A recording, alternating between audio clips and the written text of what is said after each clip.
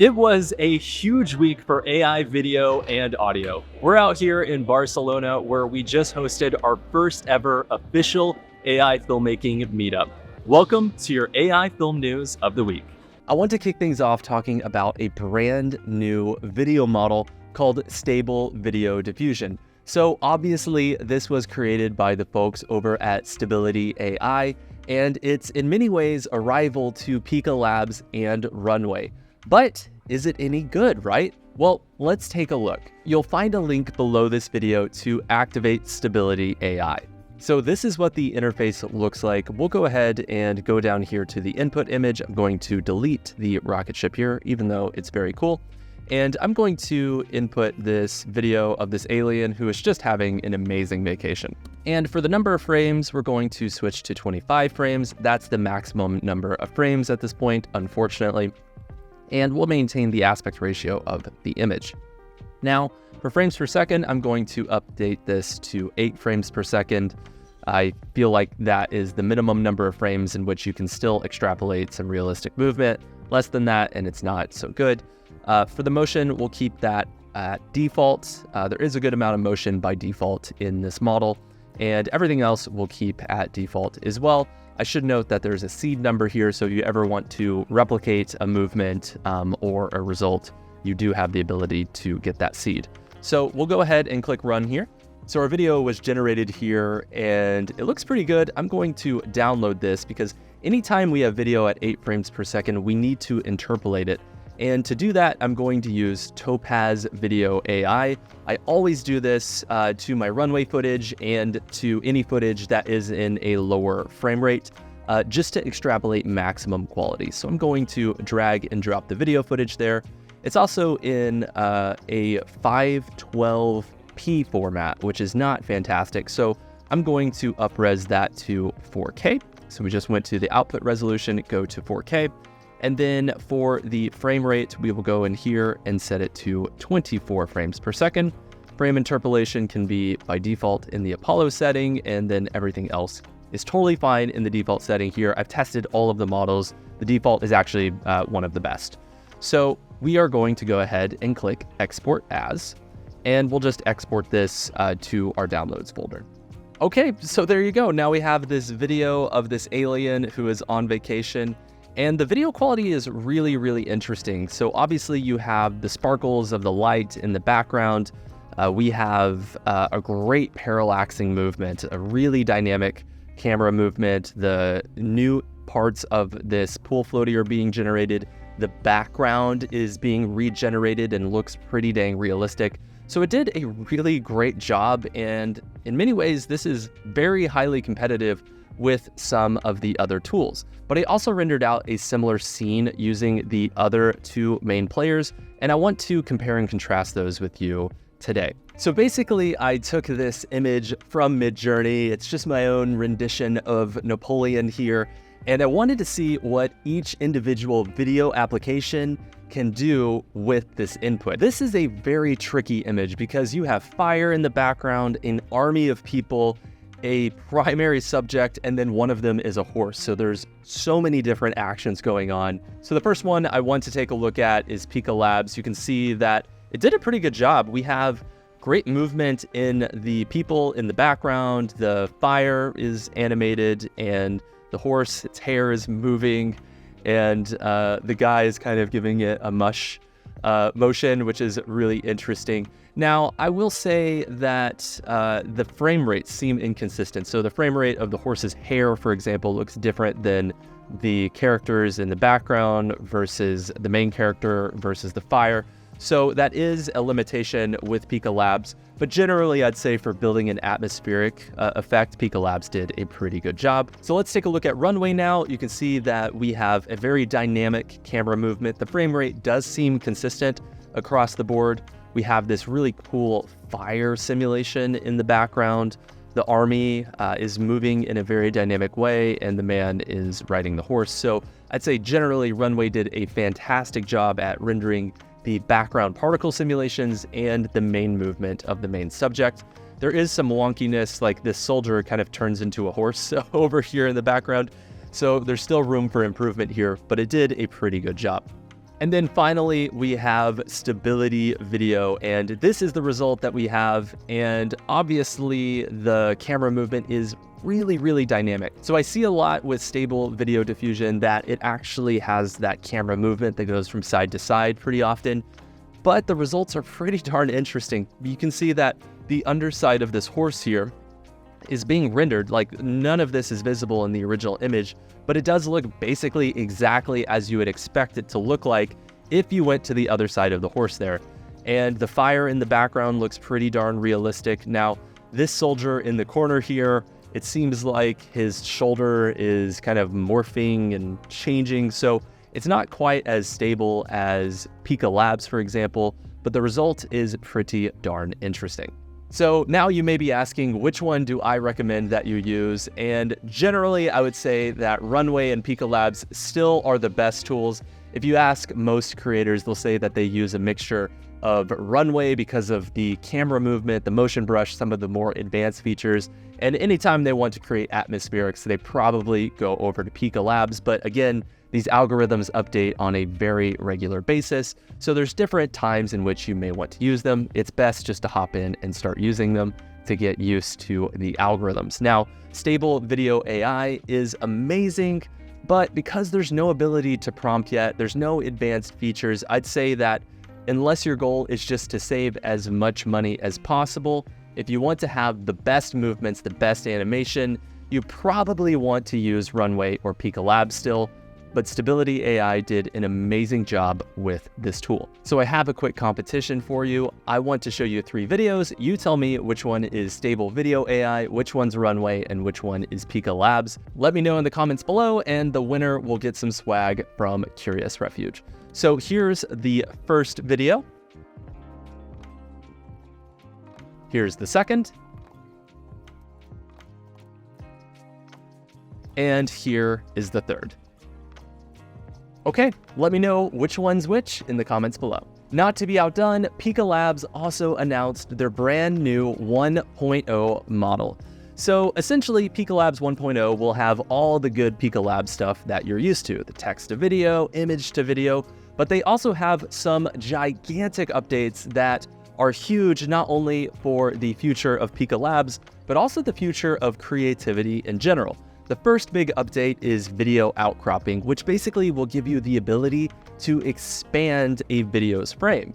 So you can take footage like this one that is 16:9 and expand it into a vertical format for social media, for example. That will also have huge implications for filmmaking because you can actually expand your frame and get more scene if your actual composition is too tight whenever you get into the editing process. You also have the ability to do video in-painting with Pika Labs, which is really interesting because you have the ability to change a video frame.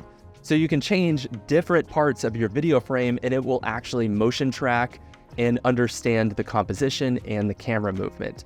This seems a lot like the Project Fast Fill that Adobe announced they would be releasing in the future, but it seems like the future is now at Pika Labs. And it's really interesting to see some of these newer companies pop up and compete with some of these gigantic creative companies. And I should say that Pika Labs maybe was a small company because they also got funding for $55 million. So I'm sure we're going to see a ton of creative work coming from Pika Labs in the coming months and years. There was also news that has huge implications for animation that dropped this week. Basically, there was a white paper that converts sketches into animation. Essentially, you upload a sketch and then you type in a prompt and it animates it, but it actually recognizes the strokes and the brushes and all of the characteristics that make the image possible, and it re-renders it as if someone drew it, and it looks pretty darn realistic. So we'll follow this as it develops, but this is going to be huge for animation. There's also a new tool called Magnific that is branding itself as a brand new photo upreser, but it actually goes one step further than some of the other photo upresers. So tools like Gigapixel, or whenever you upres an image in Midjourney, it's just going to take the underlying architecture and simply add more pixels, right? So you'll get more quality and it will look good. This tool actually looks at the composition and adds new things into the frame. which can be interesting. So we can take a look at the result here, and you can see that this is the before and this is the after. So of course we're getting more resolution from this tool, but there's also new details. So there's new kind of crystals on the alien skin, there's more detail, and just generally it's kind of up-resing and converting this image using the algorithm. So I would say at this point, this tool is not perfect, but it's easy to see how in the future we might be able to get more quality from lower resolution formats like videos and films that were shot previously to some of our high-res formats that we have today. And using an algorithm like this one, you may be able to extrapolate far more quality than just getting more from the resolution and the pixels alone. So let's compare and contrast Magnific with some of the other tools that are on the market. So here is a very close-up of the image of the alien on vacation. So you can see that as we zoom in, this is directly from Midjourney, it starts to get pixelated, right? Well, if we go to the Magnific result, you can see that we actually have some really interesting crystal structures, and there's obviously more resolution. There's the light that is reflecting off of the sunglasses in a realistic way. It looks pretty darn realistic and good, but it has changed kind of the dynamic of the overall scene just a little bit. Now, if we take a look at the Midjourney upscale, we can see that we have a lot of detail here. It does look realistic, and the grain looks correct for coming from the type of camera that would shoot this scene. And then finally, in gigapixel, we have a scene that looks almost as good as the Midjourney upscale. But again, we are super zoomed in now. If we zoom out here and take a look at both Midjourney and gigapixel, you can see that the results are pretty darn similar between the two. So in general, I'm going to continue to use gigapixel, but Midjourney is a great consolation prize. I would say that at this point, if you're trying to go for just up-resing alone, Magnific is not the right tool for you, but it is interesting and worth playing around with. Luma Labs also came out with their 1.2 Gaussian splat model that essentially removes most of the distortion from your scene. I don't think there's any reason at this point why whenever you go and shoot a production, you shouldn't go ahead and do a Gaussian splat at the same time, so you have all of that information for the post-production process. Elevenlabs also changed the entire voice acting industry overnight last week. So let's take a look at their brand new tool. It's called Speech-to-Speech, and you are basically able to take any voice and convert it into another voice. There's been tools like this out there on the market, but Elevenlabs is the first one that is actually silver screen ready. So I think the quality is good enough to use in feature films at this point. So to use the tool, go to Speech Synthesis and click on Speech-to-Speech. Now you can select the voice that you want to modulate to. I'm going to go ahead and select this Cali girl here. So you can either record your audio or drag and drop it. I like dragging and dropping it so I have a little bit more control over what I am uploading. So I have this video footage from the very beginning of this video, and I'm going to drop the separated audio into Elevenlabs and click Generate. It was a huge week for AI video and audio. Okay, so you can see that the quality on that was absolutely incredible. And I've been so blown away by this that I put together a quick little montage of my voice being modulated into other people's voices, and it's actually really incredible. We stand at the edge of a new world, and we are here to be a bridge that brings humanity forward. We stand at the edge of a new world, and we are here to be a bridge that brings humanity forward. We stand at the edge of a new world, and we are here to be a bridge that brings humanity forward. We stand at the edge of a new world, and we are here to be a bridge that brings humanity forward.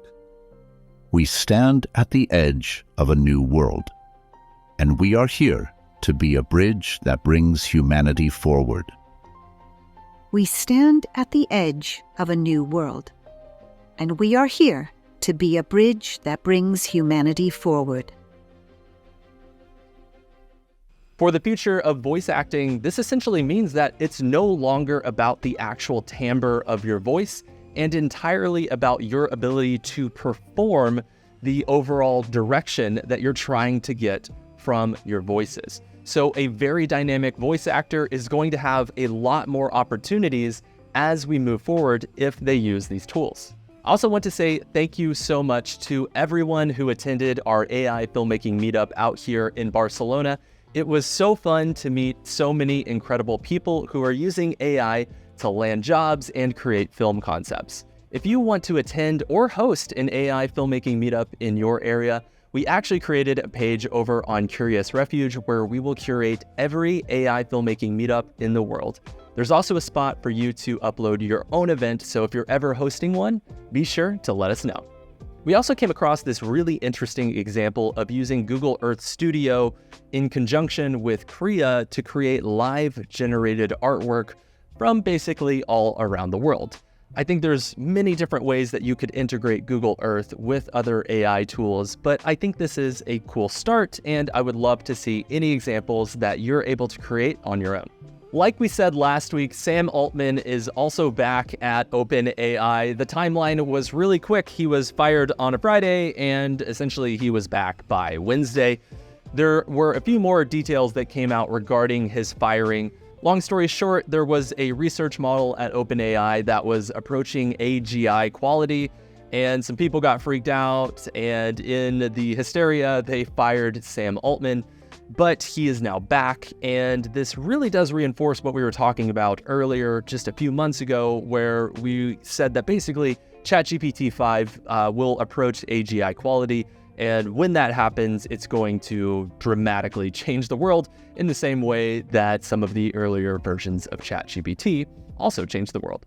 And to talk about this further, we had an AI filmmaking researcher at OpenAI named Chad Nelson on the podcast last week. Chad is an amazing filmmaker and actually used AI to create the first AI-generated cover photo for Vogue. He has tons of experience in the creative world, and I think you'll enjoy the episode.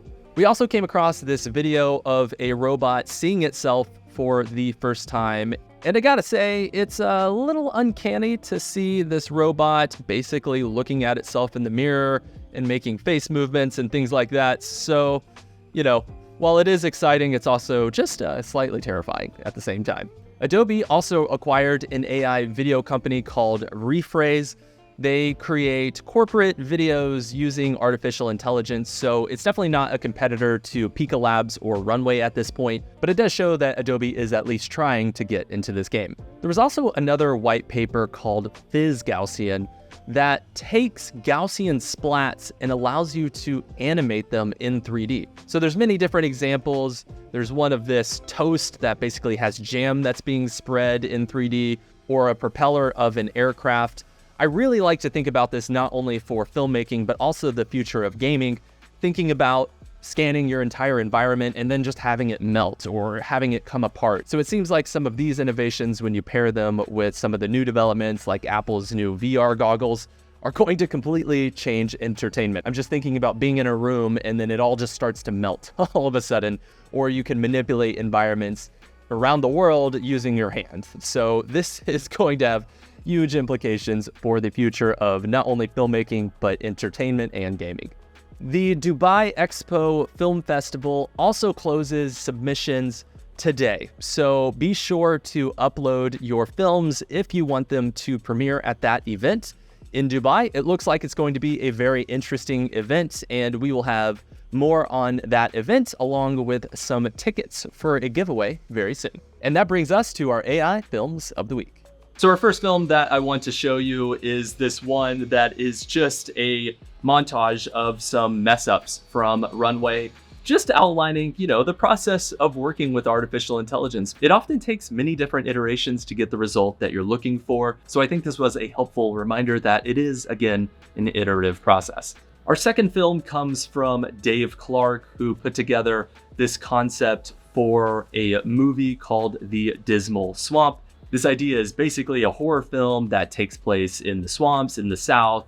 And I love the idea of using artificial intelligence to put together period pieces like this and to actually put together concepts for trailers. So fantastic job, Dave. And next we have Nicholas Newbert, who is one of the best curators for artificial intelligence. He put together this piece called Pink Ibiza that is a fashion film that takes place in Ibiza. I love the color, love the curation, the movements look fantastic, so fantastic job, Nicholas.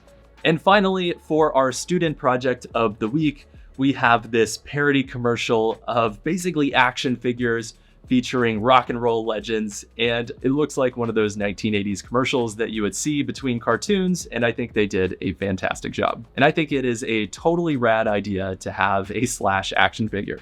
And finally, I want to leave you with this post that we came across on Instagram. Basically, this person prompted an adorable bunny in a field, and then they asked ChatGPT to make him happier, and then they said make him happier and happier. And ChatGPT just goes through an entire existential crisis trying to figure out how it could possibly make this bunny even happier and happier.